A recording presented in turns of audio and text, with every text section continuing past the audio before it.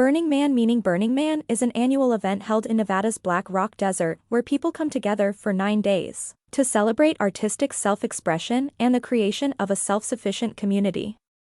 It's widely regarded as a bizarre desert counterculture gathering. Sculptures and other art installations, as well as odd, art-inspired vehicles and buildings, are noted for their demonstrations of inventiveness and self-expression at the event.